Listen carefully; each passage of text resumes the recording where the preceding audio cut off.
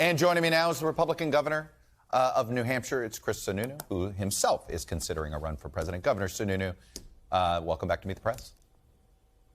Thanks for having me. Look, the last time you were on, and on many a program, you have made one declaration almost universal about 2024. Let me play a montage. Look, Donald Trump is not going to be the nominee, right? We're just moving on as a party, as a country. He's not going to be the nominee. That's just not going to happen. Here's the good news. I'm going to give you the good news. Ready? I love you. I'm a big fan. Thank you. But you're dead wrong. He's not going to be the nominee. All those quotes were from February and March, none of them from April. You've seen the numbers. You've seen this shift. You've seen the energy. We've watched Governor DeSantis. What say you now? Yeah, there's definitely a shift, but I still don't think he's necessarily going to be the nominee. Look, I think your poll is spot on in all these areas, by the way. I think that's actually a great poll, and I hope folks listen to it. I'll say this. Republicans are rallying. They're supporting former President Trump over these indictments, right? And there's a lot of support there. Now, does it actually translate into a vote? We will see. I mean, most folks don't decide who they're voting for until about 3 weeks before the election. So there's a lot of politics to play out. There's not even a single debate has been had. Other candidates are going to get in the race. So I just think it's so far away. And at the end of the day, we want a winner, right? Republicans want someone who can win in November of 24. Donald Trump is a loser. He has not just lost once. He lost us in our House seats in 2018. He lost everything in 20. We should have 54 U.S. senators right now. We don't because of his message. So Donald Trump is positioning himself to be a four-time loser in 2024. We need candidates that can win.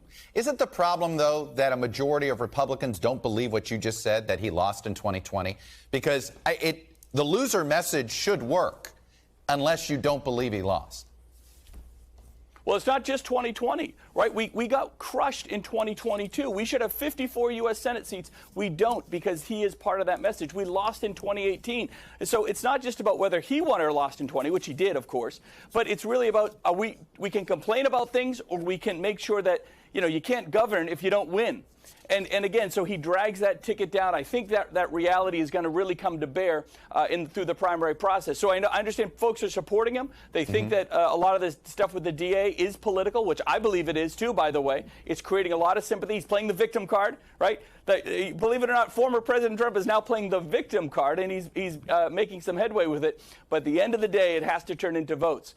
Look, I talk all the time about, we want a fighter, right? Republicans want someone that's going to fight for them. But we also want a fighter that can win. He said he was going to go to Washington and drain the swamp. He didn't do it. He said he was going to build a wall and secure things. He didn't do it. He said he was going to give us health care reform and be fiscally disciplined, not add $8 trillion to the debt. He didn't do any of those things. So we want fighters that can actually win and take accountability. Look, I will bring up the good news for you in your potential candidacy. The Republican voters who don't want Trump to run look like voters that would be inclined to support you. They look like New Hampshire Republicans, if you will. They're more educated, wealthier. They're more likely to identify as moderates. But here's the problem. They only represent 26% of all Republicans. How do you appeal to that Trump supporter who's a bit motivated by grievance? Sure. Well, look, I'm a very principled free market conservative, right? When you look at whether the Second Amendment, we're the best in the country, with personal freedoms, we need to remind ourselves as Republicans what we're really good at. Limited government, local control, low taxes, individual responsibility. That's something that everybody can rally around. And frankly, in New Hampshire, as we say, we're wicked good at. We're wicked good at that. So when you look at the candidates that are on the ground and results driven, I'll put my record of success behind against almost any other candidate that would potentially step on the stage. And so results-driven winners is really what is going to drive the voter. We're still a long way away, again, from what the issues of the voter are going to be. But if you pulled this off, if you became the nominee, you would defy a conventional wisdom that has been true now frankly, for 50 years. And that is, if you're an abortion rights supporter, you don't have much of a chance to win the Republican nomination. I want to show you something here. Among Republican voters, 68% believe abortion should be illegal most of the time. Only 28% believe there should be illegal access to it. How do you convince those that believe abortion, there shouldn't be much access to abortion, to support your candidacy?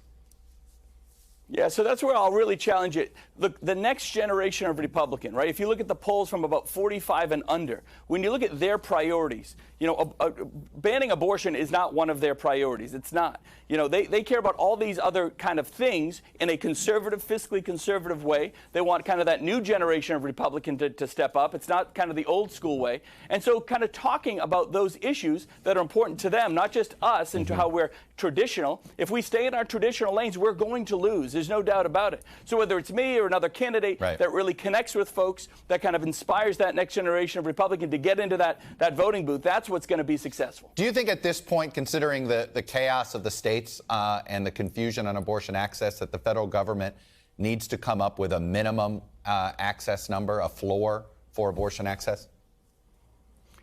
Look, every time Republicans start talking about abortion, we're losing. We are, because it is a state's issue. That's effectively what Dobbs has allowed to happen. Should it be, though? When it is a Doesn't state have to issue, be. the voters have direct accountability. Yeah. I'm sorry? Doesn't have to be. Congress can step in here, and in your opinion, they could, do you think it should be a state and they issue, shouldn't. or do you think it should be standardized on the federal level? No, it should be. It's a state issue. And every time a Republican talks about banning this or this many weeks here or there, we are losing. We are. Every Republican potential candidate, take a piece of paper and write this down. It's a state issue. Let the voters in the states figure it out. We shouldn't be talking about it on a national level. We're moving on. And that's it. That's the new way. I don't think 50 years of precedent should have been broken with Roe v. Wade. I mean, this mifepristone stuff, 20 years of precedent, and one judge that no one even knows the name of is going to try to ban all that. That sends a lot of insecurity through the system in terms of our messaging as Republicans. Let's get back to what we do best. Limited government, local control, a little bit of that live free or die thing we have here in New Hampshire. That is a record to actually cross the finish line and have winners in November. Let me ask you about a larger societal problem. These stories of people pulling guns on everyday mistakes, pulling into a driveway, knocking on somebody's door. You have said you believe this gun violence issue is a mental health problem. How do we get to a point where we don't think we have to pull a gun in order to answer the door, or have a gun in order to knock on some neighbor's door? Yeah, look, those are absolute tragedies. And unfortunately, they're happening more often than we'd like to see. The mass shootings are real. They're happening at an increased rate. But if the idea is, well, we should just pass more laws, if that was the answer, then why didn't Democrats, when they ran the House, they controlled the Senate, they controlled the presidency over the last 2 years, why didn't they do anything? Because they know it's not about passing more laws. They know that places like Chicago, that have some of the most restrictive gun laws in the country, still have some of the worst crime and frankly the most irresponsibility with the mass shootings and all of this.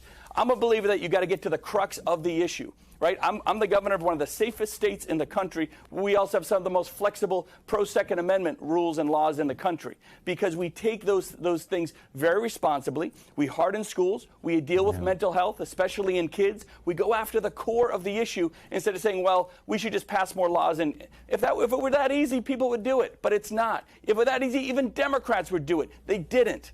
So stop trying to take these tragedies, these human tragedies, and try to make political fodder out of them. It's a real losing But Governor, effort, do you accept the premise? part. Do you accept the premise that, frankly, New Hampshire's not like most of America? And I say this: it's a little more rural. It's a little more a smaller state, a smaller population. It's a different situation in urban and suburban America. And so, why do you think that? That what works in New Hampshire is going to work in urban America? And let me ask this. All we've done over the last 20 years is loosen gun laws in this country. And where has it gotten us? Well, I would say that in urban environments, they've tightened their gun laws, right? They're trying these red flag laws. Look at the red flag laws in Chicago, just as an example. Over the past 2 or 3 years, you've had nearly 2,000 deaths by firearms and murders. I think the red flag laws have been actually implemented less than a dozen times, right? So as they try these new things, as they try these more restrictive laws in those urban areas that you're talking about, it's not working, right? So I guess I would challenge you and say what we're doing here in New Hampshire is working. What those areas are doing doesn't. Right. Well, doesn't that tell you that maybe a red flag law isn't the answer?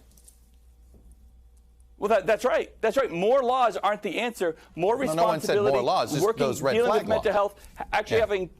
I'm sorry.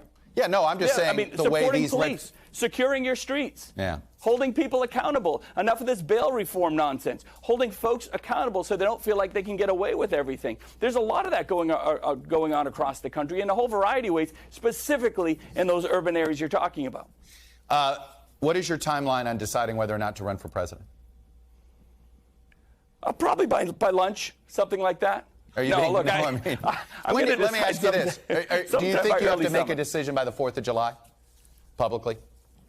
Yes, I think everybody will have to make a decision by 4th of July, get their exploratory committees. I think there's a lot of new candidates that are stepping up saying, hey, wait, there's lanes here. There's a lot of opportunity here. There's a lot of, whether it's money to get your exploratory stuff done, a lot of folks want to get on that stage. I think the thresholds for the debate are going to be very low to start in terms of polling numbers and donors. So I think you're going to have a very crowded stage early on, potentially. The last month of issues that have impacted the Republican Party, has that made you more inclined to run or less? Neither. It really is. It's about family. It's about what's best. You know, I still have a state to run. I got a 24/7 job as governor, so I got to make sure we're maintaining that. What we can bring to the table, not overcrowding a field, and where I can be most effective for my party, not just for Chris Sununu. I want Republicans to win as a team in November of 24, and if I can be effective in that as a candidate or not, well, that'll help make the decision. All right, Governor Chris Sununu, Republican from New Hampshire. Governor, we await your decision, and we expect you to come here and tell us first. Thank you, sir. You bet, buddy. Thanks for watching our YouTube channel. Follow today's top stories and breaking news by downloading the NBC News app.